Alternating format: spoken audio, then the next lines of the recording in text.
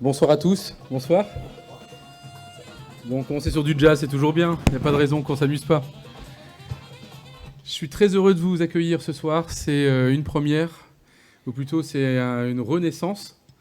Vous assistez déjà à un after-work, je pense que ça faisait longtemps qu'on n'avait pas fait, en tout cas sans masque, ça fait du bien de voir ces visages. Bon, il y en a certains qui auraient dû garder le masque quand même, hein. Je vise personne, bien sûr. En tout cas, ça fait vraiment plaisir de revoir enfin des sourires. Ça fait du bien aussi de se retrouver ensemble. Et l'idée de Incredible Tech, c'est de remettre en dynamique des after-work ouverts à tous, c'est-à-dire aux chefs d'entreprise de la French Tech, mais également aux partenaires, mais aussi aux salariés, et même aux compagnons et aux compagnes, et bientôt aux enfants, puisqu'on aura une petite surprise à la fin. Vous comprendrez la private joke d'ici 1 heure. Donc ça va être un rendez-vous mensuel, un minima.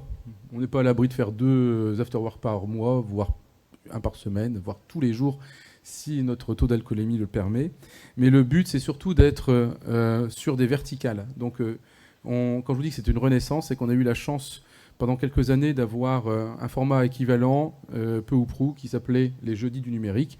Et donc on a cette chance de pouvoir continuer cette dynamique en exposant des belles boîtes, des partenaires. Et ce soir, la thématique c'est le numérique responsable. Et pour cela, j'appelle sans plus tarder Magali Roger, qui va m'accompagner pour vous présenter. Magali. Là, Bah oui, bien sûr. C'était top. Donc Magali qui représente la MEL et qui va déjà nous faire un petit mot d'introduction et nous expliquer aussi pourquoi la MEL est partenaire de ce premier Incredible Tech et particulièrement sur le numérique responsable, parce que je crois qu'on a une semaine particulière. Tu as le petit bip juste en dessous pour avancer les slides par toi-même. Tu as le retour qui est là, il faut le pointer vers l'écran, normalement ça marche, qui est derrière toi, devant toi, là, à côté de toi. Voilà. Et ça devrait marcher. Ah, je suis mauvaise avec la technologie. Ouais, les plus anciens, regarde, tu appuies. Et ben on est 2. Non, c'est un mauvais fluide cette semaine. Hein? Faut appuyer fort. Ah mais oui, ça marche. Ouais, bon, on va faire la régie. Hein. Ouais, je pense qu'il faut le faire depuis la régie, ça sera beaucoup plus simple. Tu fais un petit clin d'œil à la caméra qui te regarde et ça devrait aller comme par magie. Ok. D'accord, à la caméra, là. Bon, donc on est ensemble 1 heure, je crois, c'est ça. On a 5 intervenants. Moi, je viendrai faire 6 intervenants, pardon. Je viendrai faire les transitions et je serai intraitable. Parce qu'on a vu le nombre de slides. D'ailleurs, merci à ceux qui nous l'ont envoyé à l'arrache.com il y a 20 minutes. C'est la première et dernière fois. Ça sera 10 minutes. Alors, je ne cite personne, mais celui qui a mis 72 slides et qui pensait qu'il allait avoir l'heure pour lui tout seul. Dommage. Allez, sans plus tarder, Magali, c'est à toi. Alors moi, je voulais déjà excuser Hakim Oral qui n'a pas pu être présent avec nous ce soir parce qu'il est sur un chantier beaucoup plus important que le numérique responsable pour l'accueil de réfugiés d'Ukraine. Donc c'est pour ça qu'il n'est pas là aujourd'hui. Donc le sujet du numérique responsable, c'est en effet un sujet important pour la métropole. C'était déjà important quand on a voté la stratégie numérique du territoire en 2016, où d'ailleurs on avait lancé les jeudis du numérique, mais c'est encore plus important aujourd'hui, et notamment cette semaine dans le cadre du Cyber World Cleanup Day. Ouais, super. Même la suivante, en fait, si c'est possible, je suis désolée. Alors, le numérique responsable, c'est quoi ? Donc, c'est un numérique au bénéfice du progrès, avant tout. Et un numérique pour tous. Un numérique qui assure à tous les métropolitains, notamment, puisque moi, je vais parler au titre de la MEL, qu'ils soient égaux face au numérique, un accès aux équipements, à la connectivité, un accès à leurs droits, à l'insertion professionnelle, à l'épanouissement personnel, et qu'ils soient acteurs à travers et par le numérique. Donc ça fait partie du numérique responsable. Le numérique responsable, c'est aussi un numérique sûr et protecteur, dans lequel on a confiance, dans les informations qu'on transmet, dans la collecte aussi des données, dans le traitement de la publication de ces données, etc., etc. Un numérique qu'on a choisi et qui est facile pour tout le monde. Je ne sais pas comment faire, en fait. Hop, Voilà. Après, on a un numérique au service de l'innovation. Parce qu'on ne va pas faire du numérique s'il n'y a pas d'innovation. Ça n'a aucun sens. Il faut toujours qu'on développe, qu'on favorise le développement de nouveaux acteurs, notamment pour du développement économique, pour de l'emploi, mais aussi en faveur de la transition écologique. Le numérique, il peut servir à ça. Et enfin, un numérique au rendez-vous des défis climatiques, dans l'achat responsable du numérique, des équipements, des solutions, moins de redondance d'outils, de la réduction de poids, de data, et puis de la consommation moins addictive. Et donc moi, je ne vais pas vous parler de numérique responsable ce soir, je vais vous parler de consommation responsable du numérique, avant tout, puisque tout le reste, on n'est pas venu pour ça ce soir. Donc du numérique plus frugal. Voilà. Donc le Cyber World Cleanup Day ou Cyber World Cleanup Day, excusez mon anglais, c'est quoi en fait? C'est un événement qui se déroule entre le 14 et le 19 mars de cette année. Il y a une édition de tous les ans et l'objectif c'est avant tout un événement de sensibilisation pour réduire, et donc qui vise de la sensibilisation action, qui vise à réduire le coût du stockage numérique. Le poids, pardon, pas le coût, excusez-moi, et collecter du matériel numérique pour la première année. Puisque je ne vais pas vous faire la leçon, hein, je pense qu'on sait tous que le numérique a un impact sur l'environnement, avant tout sur l'équipement en lui-même, et aussi sur les services qu'on propose parce qu'ils sont énergivores et parce qu'ils produisent des gaz à effet de serre. Je ne vous fais pas la leçon parce que j'ai 2 téléphones, moi aussi, parce qu'à la maison, on a 7 ordinateurs. On a alors qu'on vit qu'à 5. Donc voilà, je fais la leçon à personne. On n'est pas là pour ça. On est là pour essayer de se dire qu'il faut qu'on prenne conscience qu'il y a des choses à faire et surtout qu'on trouve des solutions ensemble. Et avant tout, on ne fera rien tout seul, ni la MEL, ni vous, je pense. Et du coup, dans le cadre de la nouvelle stratégie numérique qui sera votée prochainement au mois de juin, normalement, par la métropole, on va travailler sur la filière des équipements numériques. Pour prolonger la durée de vie des équipements, en fait, je suis désolée, hein, je vous paume totalement à la régie. Mais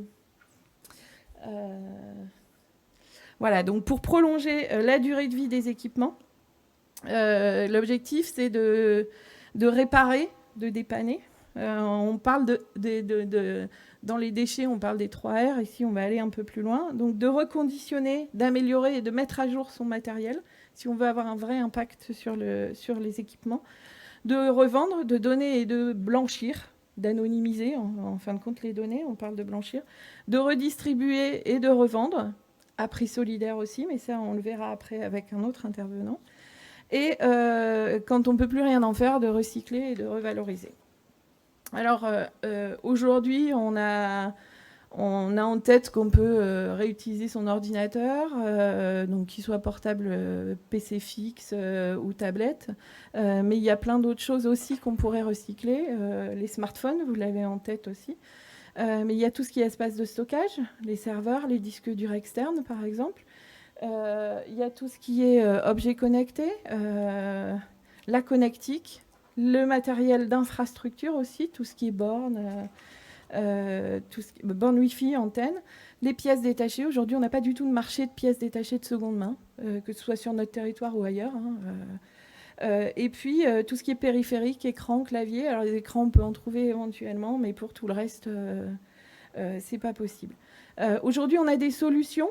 Il y en a qui vont vous être présentées sur les ordinateurs, sur les smartphones. Nous, on aimerait étendre un petit peu le panel et se dire qu'est-ce qu'on peut faire ensemble avec tout ce matériel qui produit aussi des déchets, qui est lourd pour l'environnement, qui a des vrais impacts. Donc on travaille avec un prestataire qui nous accompagne un petit peu là-dessus pour construire ensemble une filière d'équipements numériques. Et ce qu'il est ressorti de l'étude qu'on est en train de mener, qui n'est pas encore totalement aboutie, c'est que c'est un sujet hautement stratégique et donc il y a une vraie prise de conscience, aussi bien des citoyens, même si c'est plus lointain, des entreprises, qu'ils soient de la tech ou pas. Donc ça, c'est positif. Et donc, il faut que tous ensemble, on continue à transmettre ce bon message.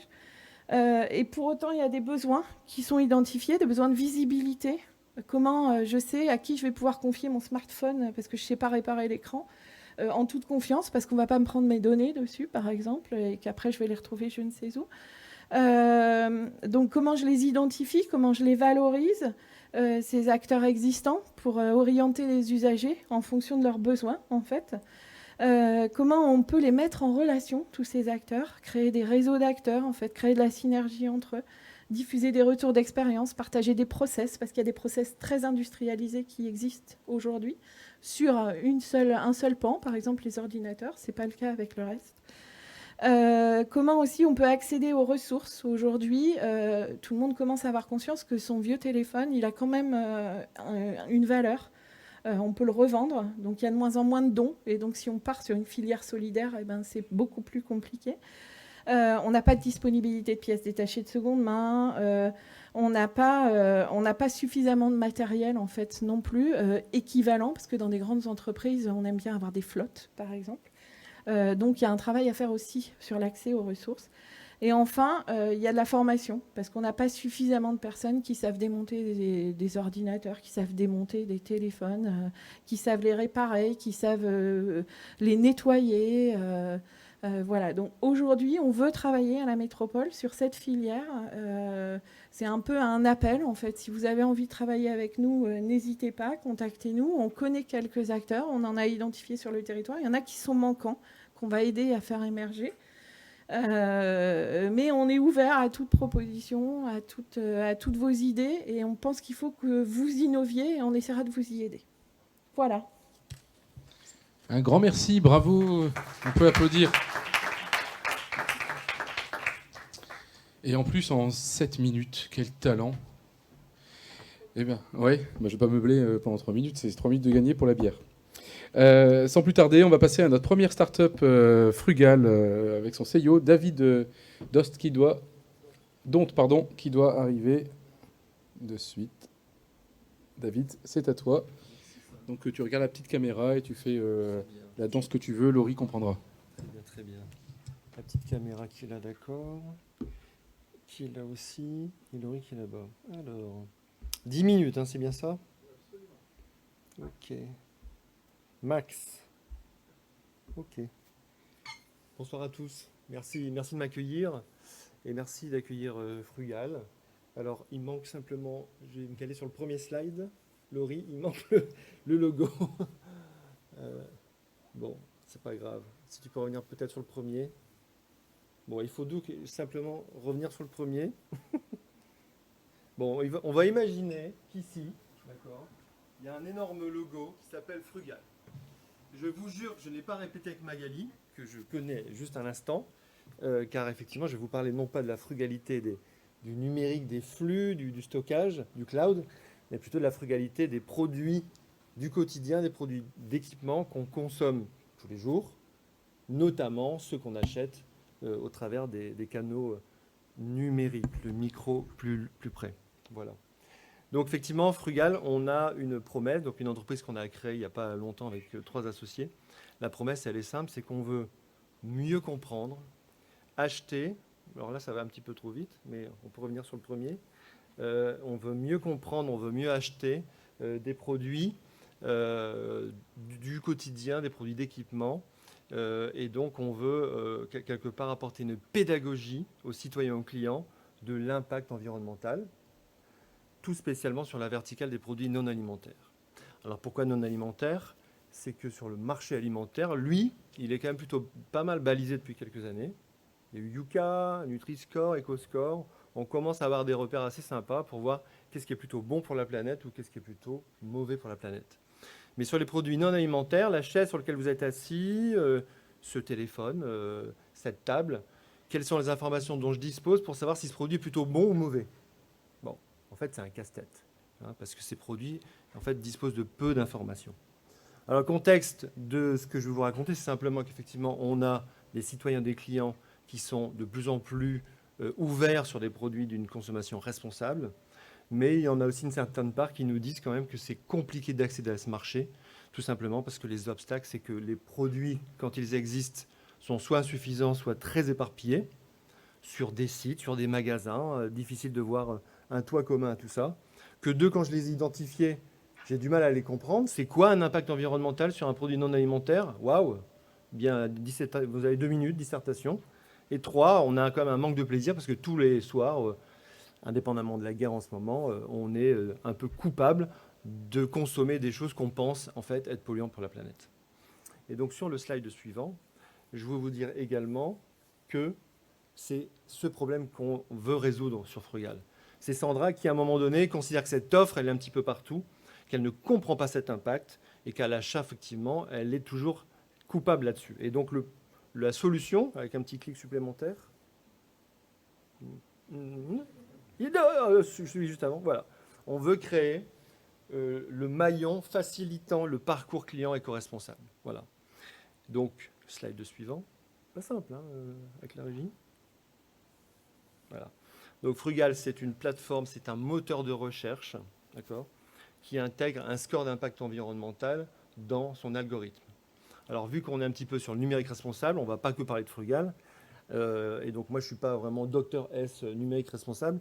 Simplement, on peut se dire que sur la dernière vingtaine d'années, on a des GAFAM qui ont quand même l'intérêt d'avoir développé plein d'entreprises un peu partout dans le monde, qui ont apporté une visibilité, qui ont apporté des moyens, effectivement, de les voir, de voir l'offre.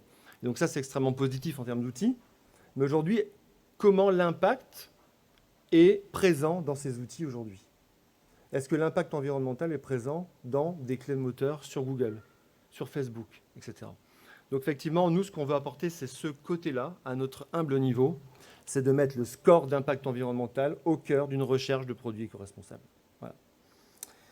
Donc, slide suivant. Donc notre plateforme, c'est ce qu'on veut pour appeler une impact place. Ça veut dire quoi? Ça veut dire qu'on va accueillir les professionnels, entreprises, PME, artisans, distributeurs, marketplace, qui ont déjà des produits notamment éco-responsables, à rejoindre notre plateforme pour scorer ces produits et donner la chance aux clients de pouvoir mieux comprendre ces produits, de les comparer et de pouvoir les acheter dans une vue éco-responsable. D'accord ?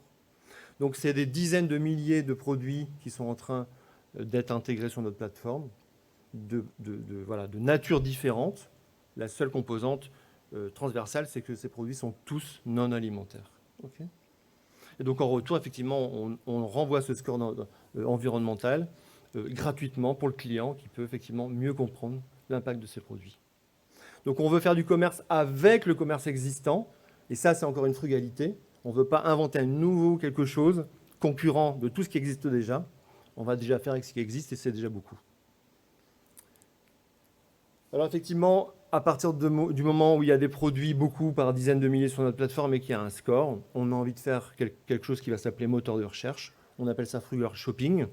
Le moteur de recherche chez Frugal, ses composantes, c'est le score d'impact, qu'il soit sur un score d'impact total ou sur certains des critères, que pourrait être la composition, la fabrication, la distribution du produit, son utilisation et sa fin de vie. Et donc, quel client éco-responsable êtes-vous? Qu'est-ce que vous comprenez? Est-ce que vous, mademoiselle, c'est la composition? Est-ce que vous, c'est vraiment la fabrication qui doit être vraiment très peu polluante? Ou encore, est-ce que, vu qu'on parle beaucoup du Made in France, je veux absolument le produit qui soit fabriqué quasiment à mes pieds, à côté de ma maison? Bon. Et donc, comme il me reste 3 minutes, je vais donc très vite me dire ça. Donc, effectivement, ce moteur de recherche facilite le fait de voir, trouver les produits, les comprendre et pouvoir les acheter. Donc, effectivement, ce score, c'est le cœur de notre algorithme. Chaque produit est scoré objectivement. Un partenariat qu'on a fait avec une école d'ingénieurs, donc l'IMT Nord-Europe, donc anciennement École des mines de Douai, sur lesquels, effectivement, on a plusieurs natures de scores. Une score qui est gratuit, d'accord, autour de 20 critères. Un score qui est payant pour les entreprises à partir de 60 critères. Et une version un peu plus premium, au-delà de 100 critères. Plus mon produit est positif, plus mon fournisseur est transparent, plus je vais être en haut des pages de recherche, puisque c'est l'engagement de ces fournisseurs qu'on a envie de refléter dans ces pages de recherche.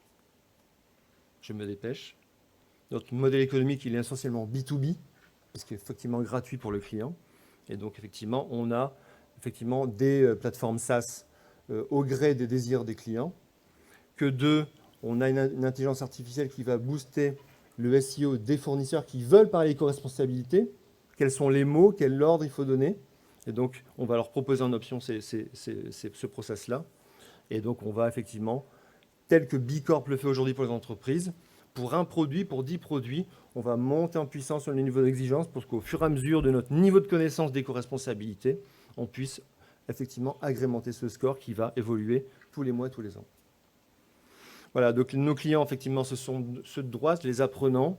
On peut passer assez vite puisqu'il reste peu de temps. Donc c'est des gens comme vous et moi qui ont envie de faire juste un peu mieux, pas les professeurs de l'éco-responsabilité. Voilà. Et donc ce marché aujourd'hui, il est énorme puisqu'effectivement, le marché des produits non alimentaires en Europe, il est gigantesque et que nous, on va aller chercher 1% de ce marché-là. Et ce marché-là, on va aller le chercher en scorant 1% du marché non alimentaire à 3 ans. Voilà. Et donc, effectivement, c'est une cible de 50 millions d'euros pour commencer. Voilà. C'en est à peu près tout. Effectivement, derrière, j'ai des slides sur l'équipe.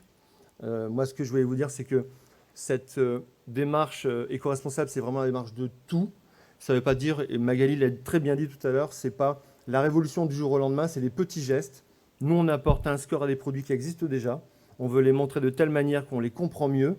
Et c'est par ces petits gestes-là que progressivement, on va consommer, vous et moi, des produits de plus en plus éco-responsables et donc de moins en moins de produits polluants. Voilà. Merci à tous pour votre attention. Et merci à toi, bravo. David Donte, Frugal. Alors, avant d'enchaîner, je vais vous poser une question. C'est quoi le propre d'un entrepreneur? Est-ce que quelqu'un sait? Pas mal, mais c'est pas vraiment la première caractéristique. C'est presque plutôt un instinct de survie. J'ai entendu une autre réponse? L'audace. Ça aide à aller un peu plus vite ou faire un pas de côté. Non, le propre d'un entrepreneur, c'est de vouloir répondre à un problème. S'il n'y a pas de problème, il n'y a pas de besoin de trouver une solution. Et s'il n'y a pas de solution, il n'y a pas de vente possible. Et donc, on est dans la maison des entrepreneurs de la tech et on a trouvé une solution. Normalement, ça devrait marcher. Si tu veux bien appuyer sur scène et mettre le câble qui va bien avec du HDMI, ça va beaucoup mieux.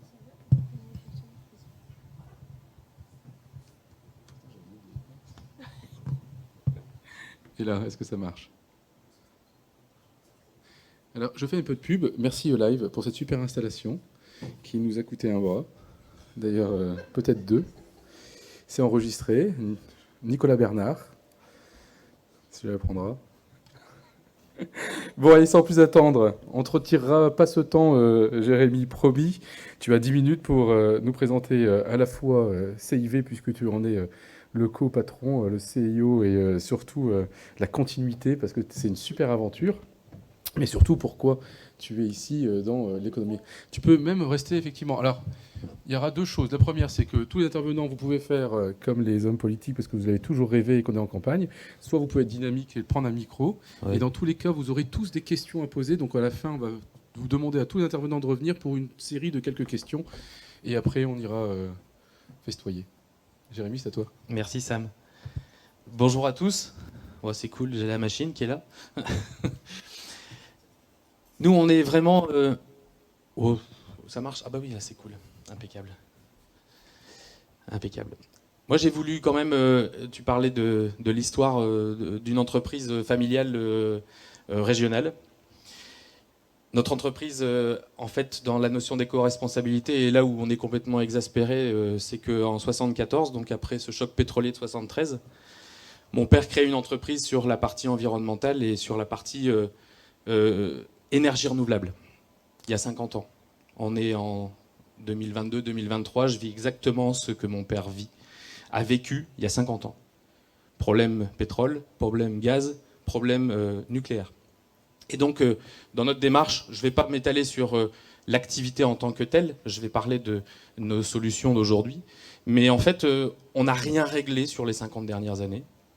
Absolument rien. On subit, on vit, on consomme, et on n'a rien changé à tout ça, puisque mon père m'a transmis une entreprise que je récupère avec exactement les mêmes problématiques.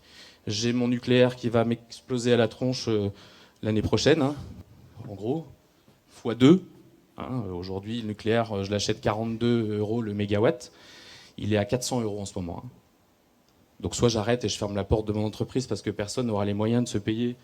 Vous savez, le petit téléphone qui est là, on joue avec. Hein. Le jour où il n'y a plus d'énergie et on n'a plus les moyens de se payer l'énergie, on arrête le numérique. Donc il y a un moment, il faut arrêter aussi les conneries, quoi. Ça fait quand même... Voilà, moi je veux revenir sur ce que l'on ne voit pas, et je vis de ce que l'on ne voit pas. C'est-à-dire qu'on joue... ah, ce soir, je vais regarder la télé, c'est Netflix, c'est machin. Et en fait, on n'en a absolument rien à foutre, puisque on fait des boîtes mail. On parlait tout à l'heure qu'il y en a des... Enfin, j'ai même moi, hein, je dis toujours, je ne donne pas de leçons, et tu as raison de le dire. J'ai des mails de 2012, j'ai des mails de 2013, j'ai des mails de 2014. Ils sont stockés, ils consomment énormément d'énergie. Hein. La valeur qui est là, c'est quand même absolument ahurissant. Et le pire, c'est qu'aujourd'hui, vous voyez, ma voiture, elle est en train d'être chargée dans le parking d'à côté, puis mon téléphone, il va me dire, elle est chargée. Et j'en ai rien à foutre, quoi, qu'elle soit chargée. Et donc, imaginez qu'en 95, il n'y avait pas cette problématique. En 2015, 3 milliards d'utilisateurs. Sur les 5 dernières années, plus de milliards d'utilisateurs. On nous vend l'IoT. Alors, mon robot, il tourne dans mon jardin en ce moment. Puis on me dit, il a fini de tondre. Je m'en fous. C'est-à-dire qu'on m'a obligé à avoir de l'IoT. Et la face cachée de tout ça, c'est toute la data qui tourne 24 heures sur 24. Juste parce que ma voiture, elle est chargée et que si je veux acheter cette voiture, on me dit, attends, pars pas, tu es obligé d'avoir un logging mot de passe et une zone de stockage pour savoir que ta voiture, elle est chargée. Ma première Super 5 5, bah, quand elle n'avait plus d'essence, elle me le disait. Hein. Je m'arrêtais, j'appelais mon frère, il me ramenait du jus et puis je repartais. Ce que je veux dire par là, c'est que tout ça, on est 5 milliards aujourd'hui, c'est exponentiel à l'échelle de notre entreprise. On parle aujourd'hui de notre ordinateur à la maison. Aujourd'hui, un ordinateur classique, c'est 186 kWh par an. Je pense que beaucoup de monde va enlever les ordinateurs tour, écran, pour mettre des systèmes qui ressemblent un peu à ça. Ça, c'est un ordinateur qui est grand comme ça. Hein. Pas de métaux rares à l'intérieur, pas de produits complexes. Ça se recycle hyper bien. C'est quelque part, certes, du PVC. C'est une carte Wi-Fi, point barre. C'est-à-dire que dans le mode de fonctionnement, c'est 8 ans de vie.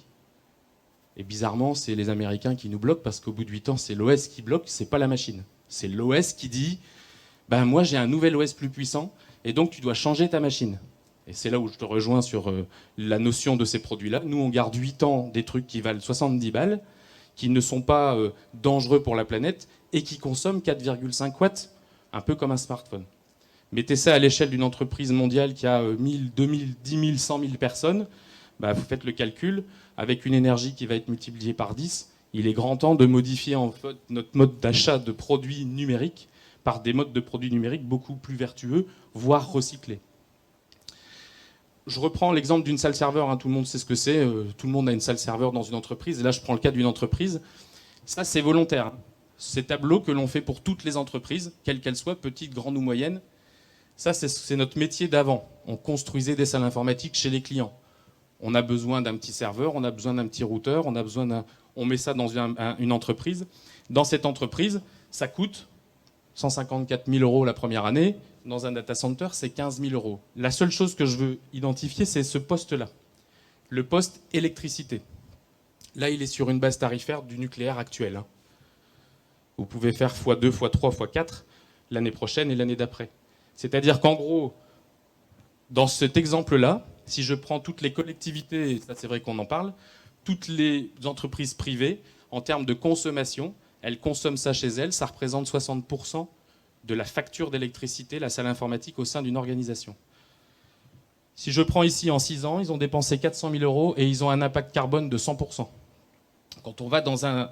Alors c'est pour ça que la notion de data center, je vais l'expliquer après, on économise 400 000 € et on compense 100% du carbone. Pour moi, c'est aujourd'hui...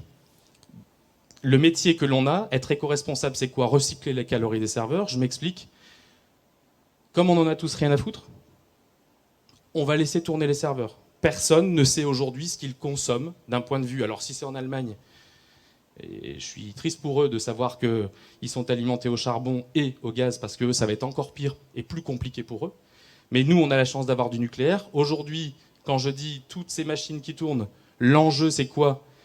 C'est ce que l'on fait sur cette métropole et sur la communauté d'agglo de Valenciennes Métropole, c'est de se dire on va stocker tous les serveurs dans des bâtiments et on a recréé notre métier des années 70, c'est-à-dire qu'aujourd'hui moi je suis électrotechnicien, électrothermicien, je fais pas, moi en fait ces outils-là, je suis un utilisateur, je ne suis pas dans l'informatique.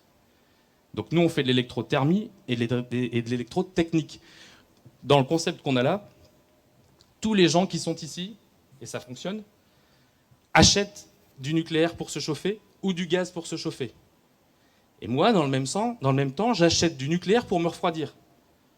Ce qu'on appelle l'économie circulaire, c'est quand même de se dire à un moment ou à un autre, attends, on va faire un truc un peu moins bête, puisque tout le monde s'en fout, moi je vais donner ma chaleur à l'ensemble des acteurs de cette agglo, et eux, qu'est-ce qu'ils vont me donner? Leur froid.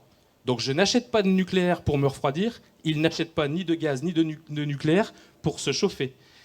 Et là, j'ai envie de dire que je pourrais même héberger du Bitcoin, parce que quand on commence à pouvoir avoir un usage de réchauffement pour nos tiers et nos voisins par le biais, entre guillemets, des serveurs qui tournent, ça commence à devenir un peu plus éco-responsable. L'anticipation, même si on est dans les Hauts-de-France, on vit. J'ai envoyé cette semaine un post sur l'augmentation de la température et du climat.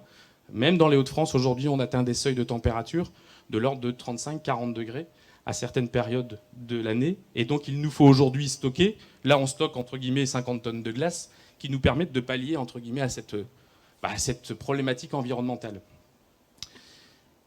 La notion de mix énergétique, notre bâtiment que vous voyez ici, pourtant, je suis à Lille, là. C'est 3000 m² de panneaux solaires. Cette année, je suis contraint d'investir 2 millions d'euros, je ne l'avais pas prévu, dans des structures photovoltaïques et dans de l'échange thermique. C'est-à-dire qu'on a un entrepôt qui est derrière, là. On va envoyer des tuyaux pour chauffer cet entrepôt. À Lille, on n'a pas pu le faire, sur ce site-là. Et là, en fait, eux ont du gaz. On va supprimer 2 chaudières gaz et on va envoyer 2 pipes d'énergie. Moi, j'ai 1 million de calories pour tous ces serveurs qui tournent 24 heures sur 24 dans mon bâtiment. C'est-à-dire que je dois effacer 1 million de calories pour les usages des entreprises de la région. Elles me l'ont filé. En gros, elles m'ont donné leurs déchets. Donc, ils me disent, tiens, voilà mes serveurs. Moi, je fais l'économie. À moi à trouver la solution. La solution, elle est simple. J'alimente mes bâtiments quand il y a un rayon de soleil avec du solaire. Donc, j'efface quasiment 50% de ma consommation nucléaire quand il y a un rayon de soleil, et j'efface 50% de ma consommation liée au refroidissement parce que je donne ma calorie à des entrepôts qui sont complètement ouverts, et donc je rends aussi du confort pour les personnes qui sont dans les entrepôts l'hiver, puisque c'est des entrepôts généralement qui ne sont pas chauffés. L'éco-responsabilité, c'est bien évidemment qu'avant, on avait les gens qui étaient dans leur bâtiment, et dans leur bâtiment, je regarde le temps, c'est bon, il me reste 20 secondes. Dans leur bâtiment, avant, ils se déplaçaient à pied. Donc je crée un problème, c'est le déplacement en voiture dans mon bâtiment. Donc on a mis en place ce qu'on appelle des lunettes connectées. Les gens ont, comme dans un jeu vidéo, les yeux et les mains. Ils restent dans leurs locaux et on fait ce qu'on appelle des gestes de proximité, donc pas de déplacement. Sur la notion de la mobilité, on a revu, nous, vous imaginez que 90% des collaborateurs de CIV disposent aujourd'hui d'un véhicule électrique fourni par CIV. L'idée était simple, je suis dirigeant d'entreprise. Moi, quand j'augmente une personne de 250 €, ça m'en coûte 2 fois le prix j'oserais dire, en charge sociale. Cette personne augmente son imposition et elle a toujours sa voiture à la maison. Aujourd'hui, elle n'a plus la voiture à la maison, elle n'a pas augmenté ses impôts, j'augmente pas mes charges, mais je peux vous dire qu'en ce moment, elles sont ravies d'avoir des voitures électriques 100% fournies par l'entreprise et chargées par l'entreprise. Nos engagements, les actions pour la nature, ça on continue. On fait nos goodies, c'est du miel, avec nos ruches. Nos tondeuses, c'est des moutons sur l'ensemble de notre site. Donc ça, c'est plutôt sympa. Et en conclusion, et tu vois, j'ai mis mes 10 minutes, mais la circularité, quand on parle de cette fameuse circularité, l'objectif de demain, c'est de ne pas s'interdire de continuer à utiliser le numérique, c'est de se dire que le numérique aura un sens s'il est utilisé pour faire du chauffage, en l'occurrence. Voilà pour moi. Mais quel talent! Bravo! Jérémy Cousin! J'ai toujours rêvé de faire ça. Bon, devinez quoi? J'ai encore une question. Est-ce que tout le monde connaît la reine d'Angleterre? Oui. Non, mais ceux qui n'osent pas lever la main, oui, absolument. Pourquoi elle est si célèbre? Bon, au-delà du fait qu'elle mange des bébés et qu'elle a 250 ans. Hein. Bah, tout simplement parce que dans les années 60, c'est la première monarque à avoir accepté et même proposé, c'est plutôt le prince Philippe, son mari, d'être retransmis sur un nouveau média qu'on appelle la télévision. Et c'était un bêta-test. Et ça a plutôt très très bien marché, ça a marqué les esprits. Et là, on est en train de faire du bêta-test. Est-ce que c'est mieux comme ça, Laurie, pour l'enregistrement? Ça fait vraiment salle de ciné.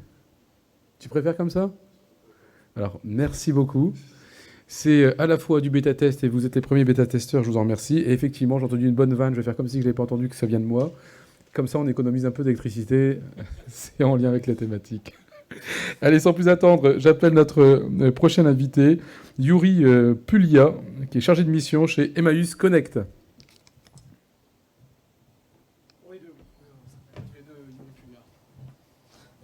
Vous avez un micro qui est là-bas, et vous avez le col de signe qui est ici. C'est à vous, 10 minutes. Je vais mettre en route un petit chronomètre. Bonsoir à toutes, bonsoir à tous. Ouais, nous on n'est pas une start-up, on est une association du mouvement Emmaüs, Emmaüs Connect.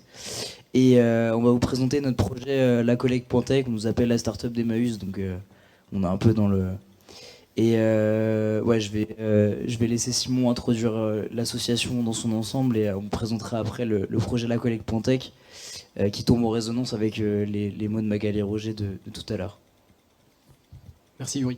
Donc moi je suis Simon Maréchal, le responsable régional de l'association Emmaüs Connect. On a effectivement lancé un projet qui s'appelle la Collecte.tech l'année dernière et qui fait suite un petit peu à ce qu'on a vécu pendant le confinement. Donc Emmaüs Connect, très rapidement, c'est quoi, c'est qui? C'est une association, tu l'as dit, membre du mouvement Emmaüs, une grande famille. Le mouvement Emmaüs, tout le monde connaît via ses communautés, pour aller chiner des meubles à Vendrechy, à Tourcoing. Mais en fait, le mouvement Emmaüs, c'est plus de 250 groupes, voilà, qui ont leur propre autonomie, et nous on fait partie on est un de ces groupes et qui œuvront dans le champ de l'action sociale. Donc nous, notre métier à la base, c'est de lutter contre l'exclusion numérique. Est-ce que tout le monde est un peu au fait avec ce sujet? Est-ce que tout le monde a remarqué qu'aujourd'hui, rien ne peut se faire sans l'accès à Internet, l'accès à un équipement et des compétences numériques pour, par exemple, réaliser des démarches administratives, trouver du boulot, partir en vacances, trouver un billet de train pas cher, voilà, tout se fait aujourd'hui en ligne. Malheureusement, 40% de Français aujourd'hui sont exclus de cette transition numérique par manque d'accès au numérique ou manque de compétences, ou parfois, malheureusement aussi, les deux. Donc Emmaüs Connect, c'est connecter, équiper, accompagner. Voilà vraiment nos trois métiers. On le fait de différentes manières, à travers des lieux qu'on anime. On en a un sur l'île à Oisem, où on accueille du public. On a une petite armée de bénévoles qui s'active à nos côtés pour justement accueillir ces personnes et leur fournir des services de premier niveau en matière d'inclusion numérique. Ce dont on va parler aujourd'hui, ouais, alors je pense que c'est nous les à l'arrache.com tout à l'heure, donc on va peut-être oublier, il est peut-être trop condensé, mais si tu en as besoin tout à l'heure, tu n'hésites pas. Et donc le confinement est arrivé donc en 2020 et on a lancé un programme d'urgence pour équiper massivement des personnes qui étaient en situation de fracture et donc d'isolement complet, notamment vis-à-vis de l'école. La continuité pédagogique qui est basculée en ligne a mis en évidence cette difficulté. On a collecté massivement des dons, on a mis en place un réseau de distribution pour aller chercher ces personnes à travers un réseau de partenaires, des centres sociaux, des épiceries solidaires, des associations qui sont venus récupérer ces équipements chez nous et ensuite qui les ont redispatchés auprès des personnes. De là est l'idée de ce programme de la Collecte.tech qui en gros a pour objectif de créer une filière solidaire d'équipements numériques et qui vise donc trois choses: collecter des équipements, aujourd'hui d'abord en priorité auprès des entreprises qui gèrent leur équipement de manière un peu par-dessus la jambe, si je peux dire. Souvent, elles ne savent pas trop ce que devient ces équipements, etc.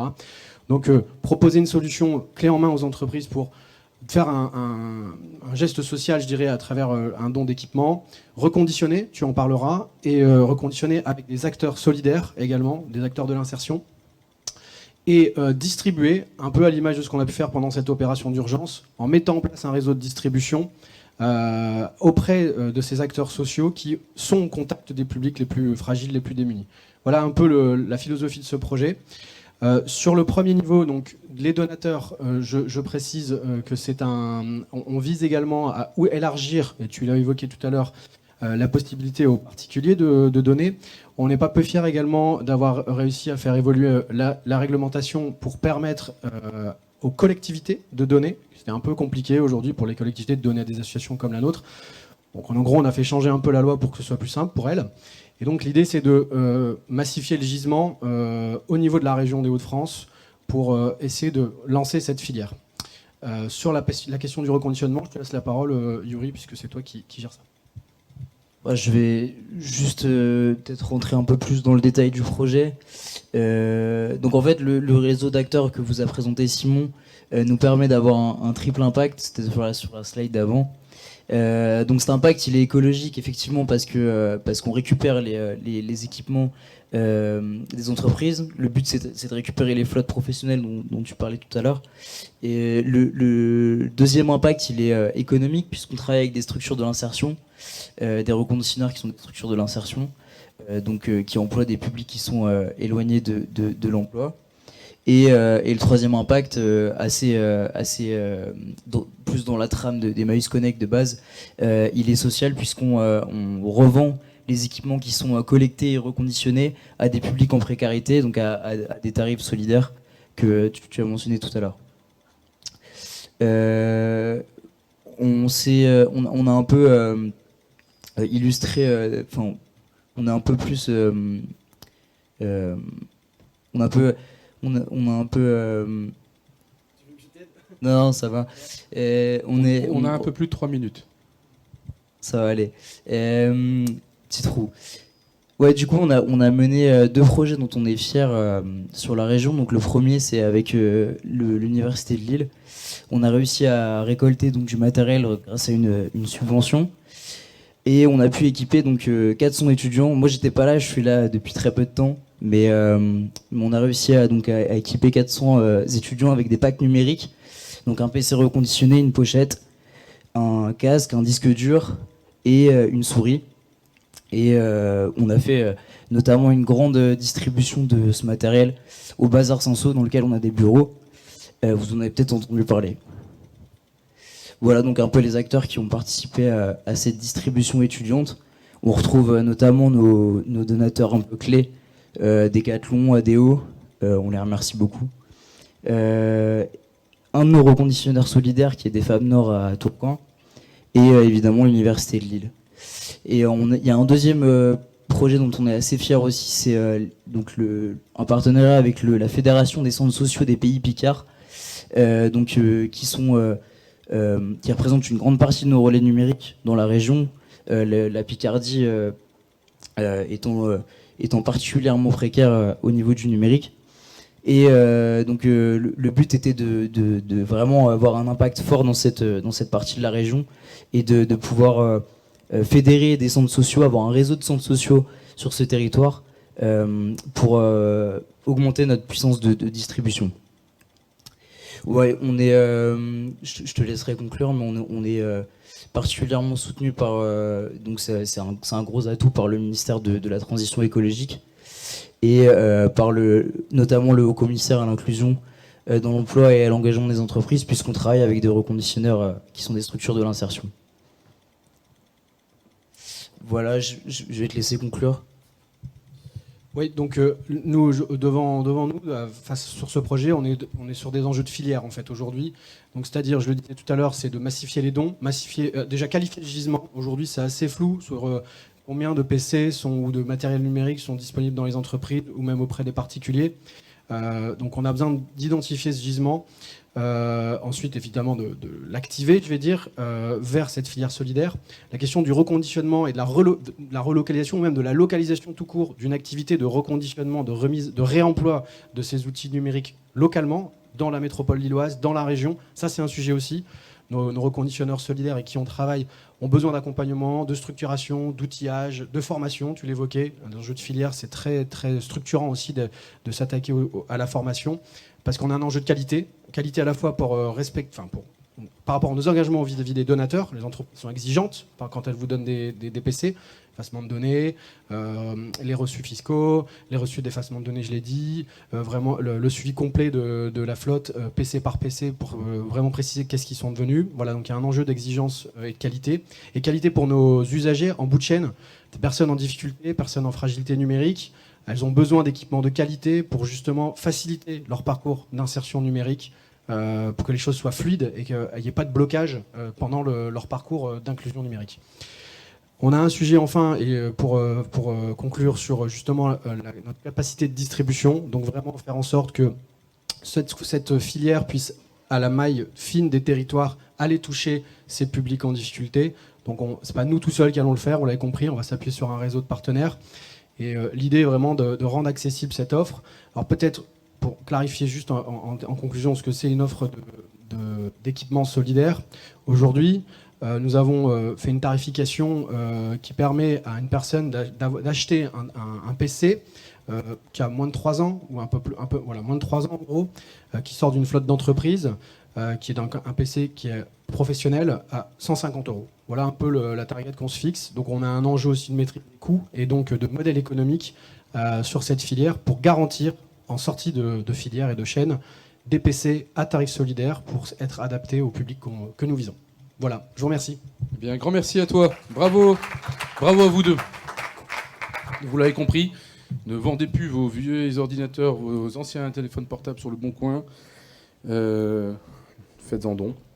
Soit parce que vous avez compris que ça a un impact et une efficacité dans une économie circulaire, soit tout simplement parce que vous avez compris que ça renforce aussi votre marque employeur.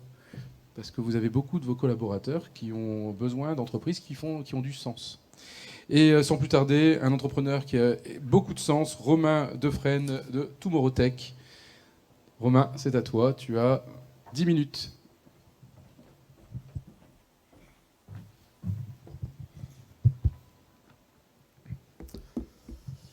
Alors, je vais t'embêter parce que je vais te contredire dans le discours. Donc, nous, on est Tomorrowtech. Aujourd'hui, je suis venu vous dire que le smartphone de demain, c'est celui qui existe déjà. On va parler un peu d'actualité, vu qu'on parle de numérique responsable ce soir. On a eu la DGCCRF qui nous a fait un petit communiqué, comme quoi aujourd'hui, sur le reconditionné en France, ils ont épinglé 62% des établissements qu'ils ont contrôlés pour des fraudes, petites, moyennes ou grandes. Bah oui, effectivement, ça fait 15 ans qu'on fait du reconditionné en France, mais qu'on n'a jamais mis de normes ou de labels pour faire du reconditionné correctement. Et donc aujourd'hui, il est difficile de trouver un smartphone reconditionné, made in France, de qualité, parce que d'une part, ça reste coûteux, parfois inadapté à vos besoins, sans aucune assurance ni de garantie, et ça reste très polluant. Mais on sait qu'aujourd'hui, c'est un besoin, c'est une demande de la part des particuliers et des entreprises de pouvoir mieux consommer leur technologie. Alors notre mission, elle est de repenser l'utilisation du reconditionné et l'expérience qu'on a avec en France, en proposant une collecte qui est française, un reconditionnement qui va être local ou régional, avec une assurance et surtout un smartphone qui à la fin est bien moins polluant. Alors qu'est-ce qu'on fait ? Eh bien, on a construit un écosystème. Chez Tomorrowtech, on a inventé une borne de collecte connectée qui est faite à base de bois upcyclé qu'on met dans des lieux proches de chez vous, comme les supermarchés ou les collectivités. Et on va jusqu'à la location de smartphones reconditionnés made in France. Alors l'opportunité, elle est là. Aujourd'hui, 88% des Français changent leur ancien téléphone alors qu'il fonctionne encore. Et ça a engendré, depuis 10 ans, 120 millions de téléphones qui dorment dans vos tiroirs. Alors, il faut savoir que si on parle un peu d'empreinte environnementale, parce qu'on est ici pour parler de numérique responsable, l'empreinte environnementale mondiale du numérique responsable, en 2010, les smartphones, ils y étaient pour 6% de cette empreinte environnementale mondiale. Aujourd'hui, et en 2025, on va atteindre les 16%. C'est des chiffres de Green IT. Et donc un téléphone, comme vous le savez, hein, on a des métaux rares, du plastique, du verre, donc des choses qui peuvent être recyclées, mais surtout, pour moi, recycler, c'est pas ce qu'il faut faire, c'est réutiliser. Aujourd'hui, c'est la fabrication qui prend pour quasiment 70% de l'impact environnemental d'un téléphone. Donc, le reconditionné est une des solutions. On a trop voulu recycler, mais le réemploi est la réelle solution. Le marché du téléphone, il est énorme. On vend quasiment 20 millions de smartphones en France par an. On est 60 millions. Donc, ce qui veut dire que dans cette salle, une personne sur 3 cette année va changer son téléphone. Nous, on propose 2 expériences. Une expérience par la collecte des téléphones, donc comme je vous disais, dans des lieux proches de chez vous, dans des supermarchés, dans des lieux de collectivité. Ce qui nous permet en fait de faire collecter ou racheter, puisqu'on fait aussi du rachat, vos anciens smartphones. Et après, on propose de la location de smartphones reconditionnés, made in France, assurés contre la casse, le vol et les pannes pendant toute la durée de la location. Aujourd'hui, on est les premiers en France, et même dans le monde, à proposer une location sur 4 ans et à garantir votre téléphone contre la panne pendant 4 ans. Donc comment est-ce qu'on fonctionne au niveau du business model ? On rachète auprès des particuliers et on collecte les téléphones, on les fait reconditionner par des réparateurs et ensuite on les met à location aussi bien pour les entreprises que pour les particuliers. Notre business model fonctionne aussi avec la borne puisque c'est un atout pour nous, ça nous permet de faire de la collecte rémunérée car on se rémunère aussi en espace publicitaire. Donc comment ça marche ? Donc vous avez 2 choix, soit votre téléphone, vous avez un vieux Nokia 3310 qui traîne dans votre tiroir depuis 10 ans, vous ne savez plus quoi en faire, et il soit recyclé, soit reconditionné et remis à la location, parce que oui, effectivement, des Nokia 3310, ça sert encore à des personnes. Alors, vous allez aller sur notre site, vous allez pouvoir faire estimer votre téléphone, savoir si on le reprend à la collecte ou si on le rachète. Ensuite, vous vous dirigerez vers nos bornes. Alors aujourd'hui, le don ne fonctionne pas, le don de téléphone ne fonctionne pas, parce qu'on a remarqué que les téléphones avaient un coût. Donc nous, qu'est-ce qu'on a décidé ? C'est qu'on est allé chercher où il y avait de l'argent. Et on a été voir la grande distribution, parce que chacun d'entre vous allait au moins dans un supermarché une fois par semaine, et on leur a dit « aidez-nous à faire sortir les téléphones des tiroirs et proposer une contrepartie ». Et aujourd'hui, on a la chance d'être les premiers en France à vous proposer 5 € de bon d'achat par téléphone que vous ramènerez dans nos magasins participants. Et donc, je dis bien 5 € par téléphone. Plus vous en ramenez, plus vous avez de bon d'achat. Donc c'est un geste aussi bien pour votre porte-monnaie que pour la planète. Et donc, on donne enfin quelque chose contre les smartphones qu'on récupère. Et donc sinon, c'est un rachat avec un virement sous 7 jours maximum. Ensuite, nos techniciens viendront récupérer les téléphones pour les tester, les reconditionner, les faire recycler.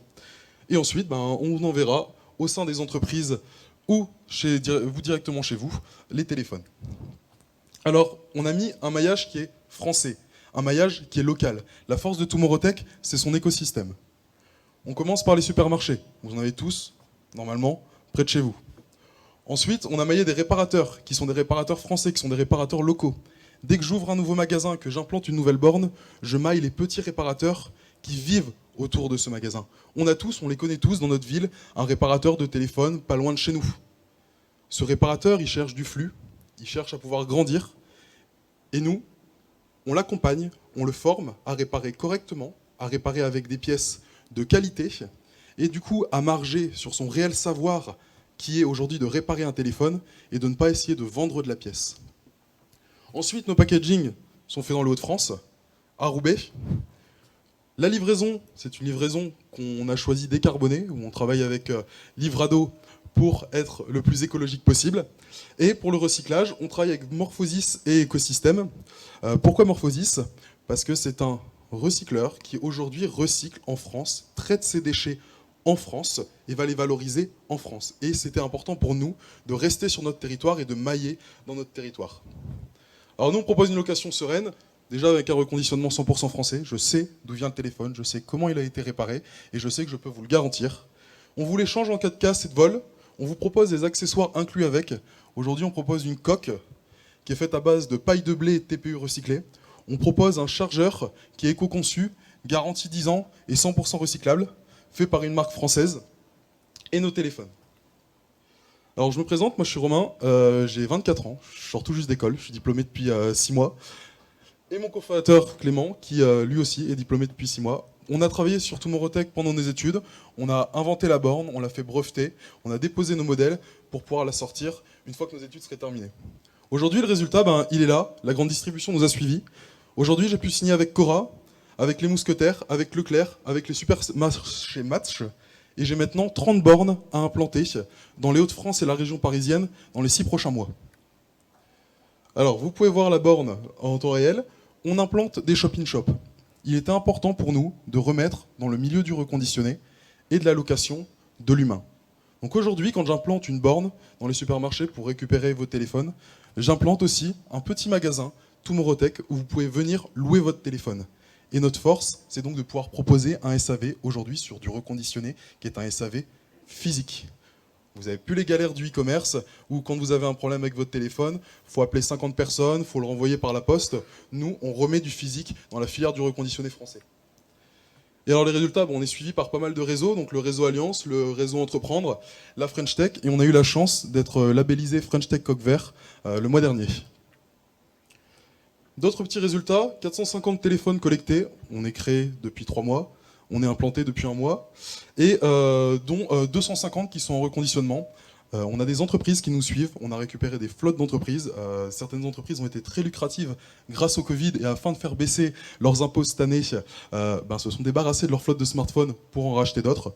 Et donc on a pu en récupérer des smartphones qui n'avaient même pas 1 an et qui étaient censés partir à la poubelle parce que ça embêtait les entreprises. Et donc nous on leur a dit ne faites surtout pas ça, on va les récupérer. Donc je remercie la French Tech de nous avoir permis de venir vous présenter le futur du reconditionné français et de la collecte ce soir. Merci à tous. Merci Romain. Merci à toi. Alors, tu disais qu'on connaît tous au moins un réparateur de téléphone. Tu vas à Ouazen, il n'y en a pas un, il y en a 10 à Ouazen. Mais tu vas à Roubaix, c'est un kebab, un réparateur de téléphone. Donc, effectivement, vive la chaîne courte. Et on est quasiment sur la fin, puisqu'on a encore une belle intervention de 10 minutes de la part de Grégory Dumoulin, qui représente Keep. Grégory. Grégoire, pardon, c'est à toi. C'est vraiment Jean-Michel à peu près ce soir. Merci. Je vais prendre le micro.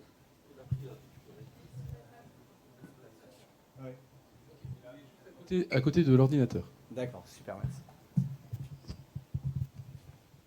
Alors, on va peut-être changer de présentation. Tu appuies sur le bouton. Voilà, super. D'abord, un grand merci d'organiser cet événement ce soir. Alors, je suis donc Grégoire Dumoulin, je suis cofondateur de Keep avec Laurent Dolkelman, qui malheureusement n'est pas là cette semaine. Je vais vite nous présenter. Donc, moi, je suis en fait un industriel. Depuis 20 ans, j'ai une société en région lilloise où on recycle des smartphones et des tablettes. Et dans une première vie, nous étions réparateurs agréés pour les marques, donc LG, Samsung, etc. Puis avec l'arrivée de l'économie circulaire, on s'est positionné sur le reconditionnement. Donc j'ai un gros bagage industriel. Et Laurent, lui, vient du monde de la communication, du data marketing, etc. Donc on est très complémentaires. Donc on a eu cette idée de lancer Keep il y a 1 an et demi. On l'a réellement lancé à Euratech à Roubaix en avril dernier. Et donc, qu'est-ce que c'est en fait Keep ? C'est une plateforme, vous allez voir, une plateforme internet qui met en fait en relation des reconditionneurs français de produits numériques, notamment autour donc, de l'informatique, etc. Et uniquement destiné à un usage professionnel. Donc, on s'adresse uniquement aux institutions publiques et aux sociétés, donc aux sociétés privées.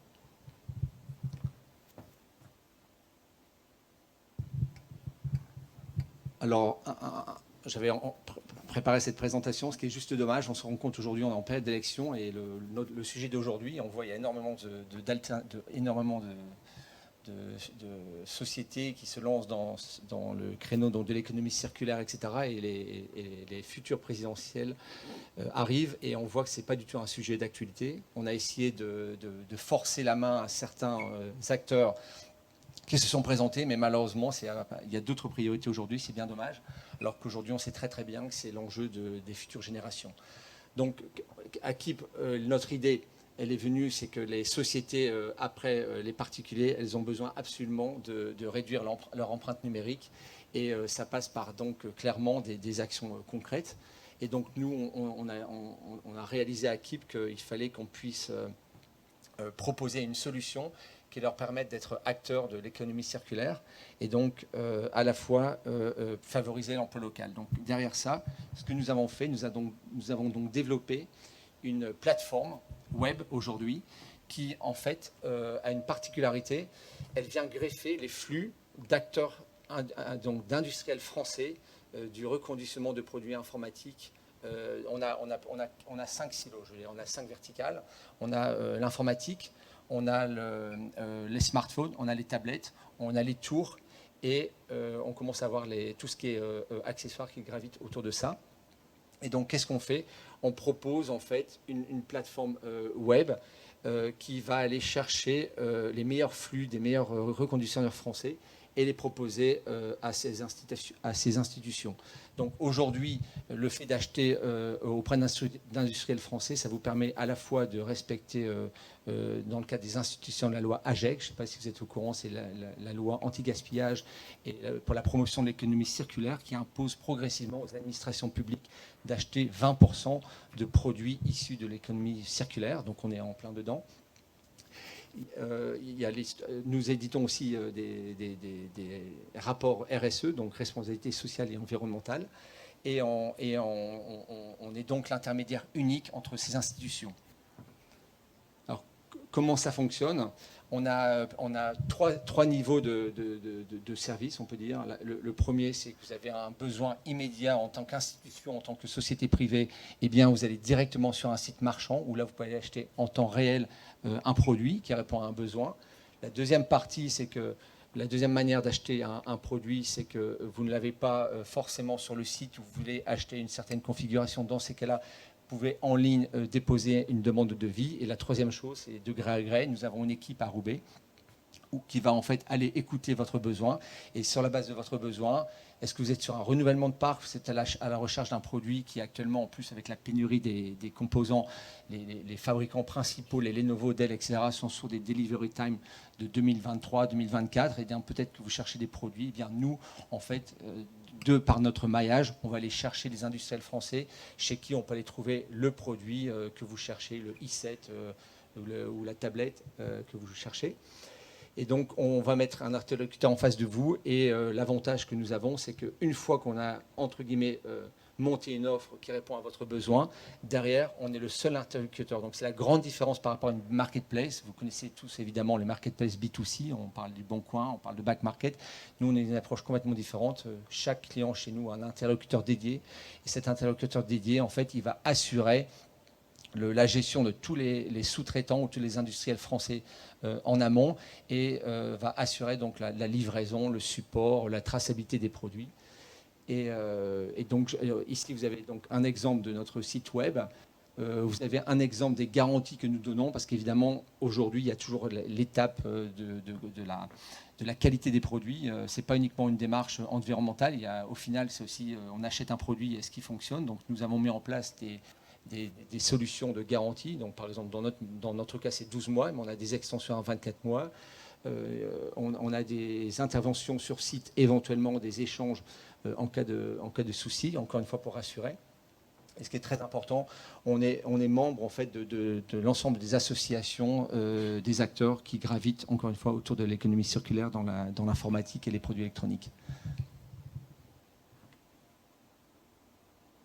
Alors, ici, ça vous donne un exemple de clients qui travaillent avec nous depuis notre démarrage. Donc, en fait, il y a des sociétés, évidemment, de la région. Comme vous voyez, il y a des sociétés privées, il y a des distributeurs, vous avez des institutions, vous avez des mairies. Donc, clairement, on est sur plusieurs verticales de clients. Alors, je ne sais pas si vous avez quelques questions, mais en tout cas, comme j'étais le dernier et qu'on a couvert déjà pas mal de sujets, je voulais remercier, surtout très intéressant de voir qu'avant, il y avait des sociétés qui ont fait des activités très connexes à la nôtre. Donc forcément, c'est l'occasion de réseauter après. Tu as totalement raison, Grégoire. Merci à toi. On peut l'applaudir. Les questions arriveront après 2 dernières interventions très courtes. Donc on vous demandera à tous de revenir sur scène. Et une petite surprise, vous le voyez, on a une belle innovation. C'est pas une innovation de numérique responsable, mais d'innovation responsable. Je pense qu'on pourrait plutôt appeler ça. Et j'appelle en 2 minutes Kamel qui a fondé Taxi Baby et qui va nous présenter son innovation responsable. Kamel n'est pas venu tout seul, il est venu avec son petit. Tiens, un coup de main.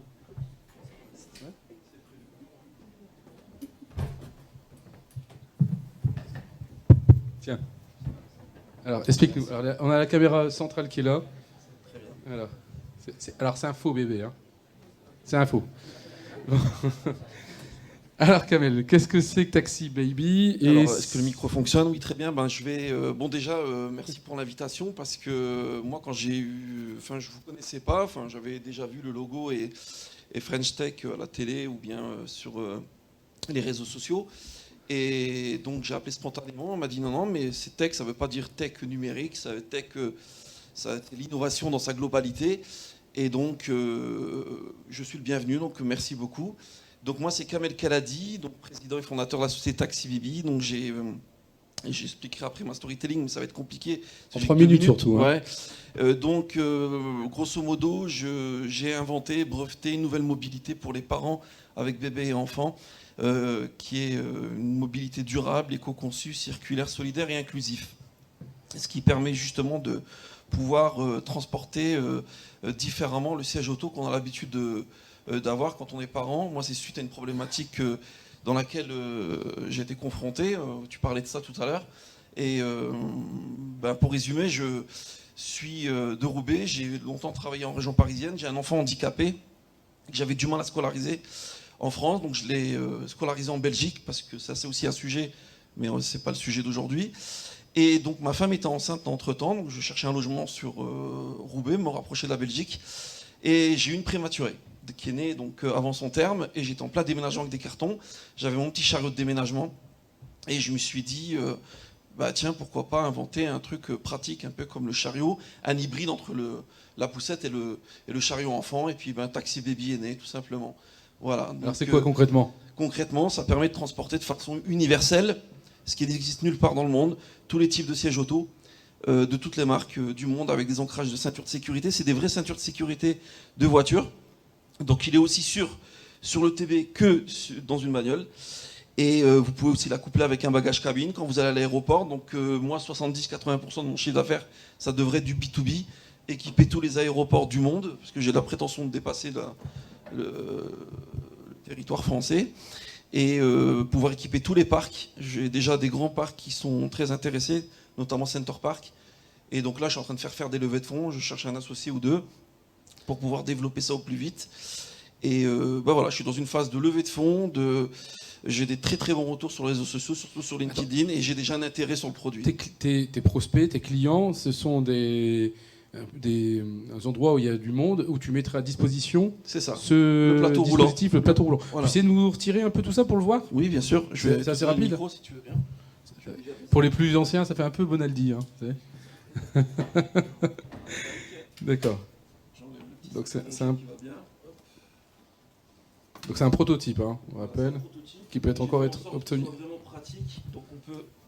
J'ai fait en sorte qu'il soit vraiment pratique, tout niveau. Donc on enlève d'abord la ceinture de derrière. Pardon, si je peux me permettre. Je vais déjà mettre le frein.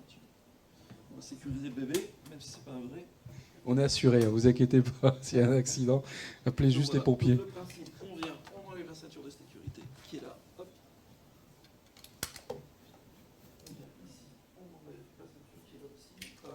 C'est un revêtement antidérapant qu'il y a dessus. Donc le bébé, la coque reste toujours dessus. La majorité des sièges auto ont un revêtement antidérapant. Donc c'est le revêtement antidérapant sous du dérapant, l'antidérapant, pardon. Puis après, on imagine qu'on remet ça dans la voiture. Hein, bien évidemment, je ne le jette pas sur le trottoir. Ah, surtout à Roubaix. Hein. Un conducteur sur deux n'a pas le permis, il roule sur le trottoir. On remet les ceintures en place. On vient, on clique, aussi simple que ça. On serre le velcro. Et hop, dans le coffre. Je viens, je fais ça, je peux même le mettre debout pour ranger si je ne veux pas le mettre ailleurs, et puis après je le mets où je veux. Et sinon, ça adapte, et tu n'as plus besoin d'acheter. Et ça prend moins de place qu'une poussette classique. Ouais, exactement. Et je me suis rendu compte aussi que là, on parle d'éco-responsabilité, etc. Il se met aussi derrière un siège passager, c'est-à-dire quand vous mettez votre siège auto, vous avez un vide qui n'est pas utilisé du tout, et vous avez le siège passager. Donc entre les deux, on peut le rentrer facilement, c'est sur ma chaîne, sur mon site internet. Et l'éco-responsable, éco-conçu, je vais m'expliquer, c'est que j'ai fait en sorte qu'il soit réparable et qu'il se garde à vie, entre guillemets. C'est que moi, en une demi-heure, vous l'avez déposé, en fait. Vous pouvez le démonter par des outillages à main classiques, vous achetez chez Leroy Merlin ou Castorama. Donc j'ai fait en sorte que ce soit un produit qui est qui se garde dans le temps. Et il a aussi une version évolutive, c'est qu'on peut venir mettre, il y a des 4 pré-trous, vous voyez, il y a des trous ici, et vous mettez un porte-bagages ici, à vélo, et vous pouvez transporter de façon aussi pratique tout ce qu'il y a sur les vélos, donc un siège à vélo, un panier à course. J'ai déjà des stations de ski qui sont très intéressées, des grosses stations de ski, qui ont beaucoup aimé l'innovation, surtout pour l'aspect piéton, été-hiver, parce que j'ai aussi un kit patin ski qui va avec. Eh ben, super. Donc, T'as voilà. plus qu'à rajouter un moteur électrique. Et en plus, non, je transporte du bébé, non. Voilà. Bon, en tout cas, merci à toi. C'était Merci, une petite surprise, c'était pas prévu. Voilà. Mais comme il est venu avec son innovation, merci pour lui. Avant que nos différents speakers reviennent sur scène, vous rappelez, Magali a été super efficace. Elle l'a fait en 7 minutes alors qu'on en avait 10. Eh ben, parce qu'on est des gourmands, on va quand même consommer les 3 minutes restantes. Et c'est Chekib Gerbi qui travaille justement avec Magali sur ce sujet qui va consommer ces 3 minutes pour nous expliquer ce qu'il fait. Non mais rapidement, ton micro. Tu prends les deux là. Bah, t'en as 2 devant toi. Mais t'es de Roubaix toi. Oui, bien sûr. Comment tu sais? Je sais. Coucou papa. On parle que de Roubaix. Non, rapidement pour compléter les propos de Magali, donc comme vous l'avez compris, la MEL inscrit une stratégie sur le numérique responsable de manière importante.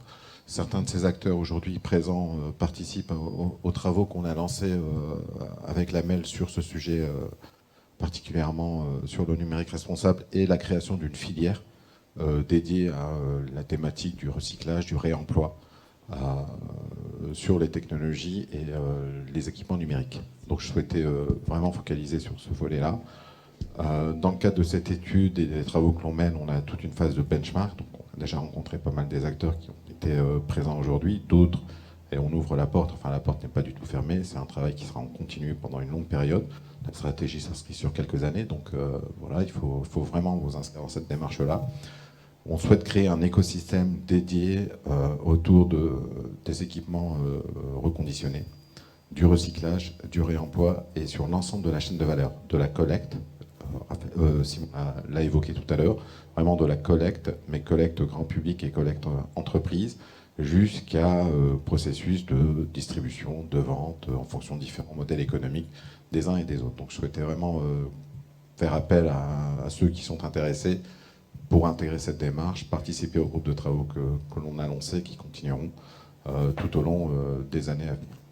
Ben, l'appel est lancé et on a justement Kamel qui peut déjà s'approcher de toi. Merci Chekib. Je réinvite Magali, David, Jérémy, Yuri, Romain et Grégoire à remonter sur scène pour quelques minutes si vous avez des questions. Sinon on fera une belle photo de famille et on rallumera les lumières. Et pour poser les questions, je vous envoie un micro dans la tronche. Qui veut la première question? Allez, à toi. Je parle comme ça à voix haute, c'est bon, on m'entend? Tu t'approches un peu plus. Ah ok, d'accord, ça marche. Très bien. Moi j'ai une petite question. Présente-toi, s'il te plaît. D'accord, je m'appelle Clément Rinsard, je suis CEO d'une startup qui s'appelle Lota Cloud. Alors, on ne fait pas exactement du Green IT, mais on fait de l'optimisation financière des ressources IT, et en particulier du cloud. Donc, on pourrait dire que finalement, consommer mieux, dépenser mieux dans le cloud, c'est aussi finalement faire un peu d'amélioration sur l'impact écologique. Moi, j'avais une question par rapport au reconditionnement finalement du matériel informatique. J'ai une entreprise aujourd'hui, je gère une partie de données sensibles quand même, en tout cas ce qui concerne les dépenses cloud du numérique des grosses sociétés. Je ne me vois pas demain donner mon matériel informatique, puisque on le sait aussi aujourd'hui, la data finalement reste toujours un peu quand même sur les supports numériques aujourd'hui. La meilleure façon de détruire, ou en tout cas de supprimer de la donnée d'un support numérique, c'est de le détruire concrètement. Quelles sont finalement les actions mises en œuvre aujourd'hui dans le reconditionnement pour protéger sur un côté un peu cybersécurité les appareils reconditionnés? Qui veut répondre? Là, c'est peut-être plus orienté sur Yuri. Ouais, tu veux répondre? On va répondre à 2 voix, mais qui veut après, il n'y a pas de souci. Aujourd'hui, il y a des logiciels qui existent pour ça, et il y en a 2 qui sont labellisés par l'ANSSI, qui est quand même le garant de la cybersécurité. Donc quand vous donnez, vous pouvez aussi demander un certificat à celui qui va vous reconditionner, et vous avez la garantie et la traçabilité. Moi, je ne vais pas parler plus des solutions techniques, parce que je pense que je ne suis pas le mieux placé, mais moi, c'est surtout un aspect de d'accompagnement des entreprises en fait à changer leur voilà exactement ce que tu dis, leur mode de pensée par rapport à un don au fait de donner de livrer ces équipements à un acteur du reconditionnement. C'est ce que j'évoquais aussi tout à l'heure, c'est qu'il y a un enjeu de visibilité aussi sur ces acteurs du reconditionnement. Il y a des papiers qui commencent à sortir, où quelqu'un évoquait les chiffres tout à l'heure sur le fait que voilà, il y a un manque de visibilité sur les savoir-faire, les procédures, etc., qui fait que je pense qu'il y a des réticences encore à lever. Et c'est tout l'enjeu aujourd'hui de ces filières qu'on essaie de constituer, c'est de rendre visibles ces acteurs-là. Alors moi, je vais mettre plutôt en avant l'approche industrielle. Donc nous, on utilise 4 softwares. Donc le premier, c'est un qu'on a développé en interne au fil des années, qui s'appelle Back to Doctor. Le deuxième, c'est le leader mondial, Blanco, vous connaissez tous, qui travaille avec les autorités les plus élevées. Il coûte très cher, mais certaines organisations, par exemple, on peut avoir des téléphones ou des ordinateurs qui ont été perdus dans les administrations, dans les transports, qui arrivent chez nous. Et là, on doit absolument utiliser le logiciel. Puis à côté, vous avez des suites plus spécifiques. Vous avez Icon Software, qui est une société espagnole qui a développé surtout pour certaines marques d'ordinateurs donc américaines. Et enfin, vous avez Certus Software, c'est aussi une marque européenne, c'est une marque allemande, et qui, elle aussi, nettoie les disques durs. Donc en fait, elles ont tout un coût. Alors la première, évidemment, développée en interne, elle a forcément un coût un peu moins élevé, on peut dire, parce qu'elle était amortie. Mais donc en fonction des besoins de nos clients qui nous donnent des flux, on propose une solution. Et la dernière solution, en fait, on n'a pas parlé, c'est la destruction. Donc nous, par exemple, les disques durs, c'est en fait une perceuse, on fait des trous, puis après démantèlement et ça perd dans des filières spécialisées. Évidemment, c'est le dernier cas, mais ça s'applique aujourd'hui. Et derrière, on fait des certificats. Merci, Grégoire. Merci à vous trois. Est-ce qu'on a une autre question pour nos invités de ce soir ? Bonsoir à toutes et à tous. Merci pour ces interventions hyper intéressantes. On a beaucoup parlé de la partie matérielle, mais du coup, moi, je voulais aborder la partie logicielle, notamment pour Emmaüs Connect et la métropole. Emmaüs a développé un système d'exploitation libre basé sur Ubuntu, il me semble, Emabuntu. Donc, est-ce que sur vos ordinateurs, vous installez d'autres systèmes d'exploitation que Windows ou Apple? Alors nous, on ne fait pas de reconditionnement propre, Emmaüs Connect, c'est pas nous qui faisons. On fait comme les copains ici, on fait appel à un réseau. Emabuntu, dont tu fais écho, est une solution qui a été créée par quelqu'un qui, à un moment donné, fait partie du mouvement Emmaüs, mais qui n'en fait plus partie aujourd'hui. Donc c'est pas une solution aujourd'hui qui est poussée de manière industrielle au sein du mouvement. Par contre, effectivement, la question du libre, elle est intégrée dans nos réflexions sur la filière, notamment dans la partie citoyenne de cette filière, puisqu'on en discute aussi pas mal avec Magali, un enjeu de faire monter de mailler le territoire, je veux dire, notamment via les Repair Cafés, où je parlais d'une armée de bénévoles, et il existe déjà, qu'on doit mettre en action aussi dans le cadre de ces filières, et où le libre a toute sa place. Moi, je peux pas préciser un truc? Si, bien sûr. T'es chez toi ici. Aujourd'hui, on a parlé équipement parce que c'est 80% de l'impact environnemental. Bien sûr, il y a tout à faire sur les développements aussi. On en parlera vendredi midi notamment, j'espère, dans le workshop. Il y a tout à faire pour aider les gens à avoir un numérique plus sobre et pour développer plus sobrement tous ensemble. Donc il y a du travail aussi de ce côté-là. Merci Magali, tu m'as piqué ma conclusion. Une dernière question avant de festoyer. Une fois, 2 fois, 3 fois. Eh bien, je vous remercie. Merci, on peut encore les applaudir. À tous, restez sur scène, on va faire une belle photo de famille. Et ce premier Incredible Tech a été présenté, on dirait une page de pub, dans le cadre du Cyber World Cleanup Day. Magali l'a dit, on va continuer dans cette dynamique cette semaine avec un workshop. Les inscriptions sont fermées, donc tant pis, il faudra regarder pour les prochains. Et le but étant de co-construire des préconisations sur un numérique, ou plutôt peut-être un écosystème innovant, plus responsable. Ça reste des préconisations, mais ça viendra de l'écosystème. Ça peut alimenter des réflexions intéressantes, puisque ce sera un angle d'attaque différent. Merci encore pour votre présence. Merci pour avoir accepté de jouer les bêta-testeurs. Une petite photo, et on peut passer au bar. Merci à tous et à très vite.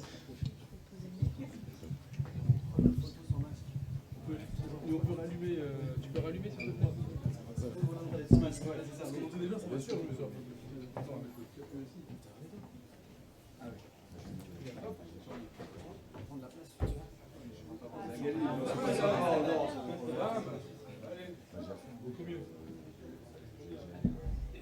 Je sais qu'on est tous des stars, mais vous pouvez commencer à vous rapprocher vers le bar. Hein. C'est fini, il n'y a plus rien.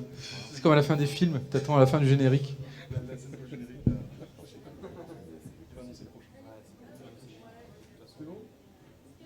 Merci. Ça permet d'avoir un contact. Bon, bravo.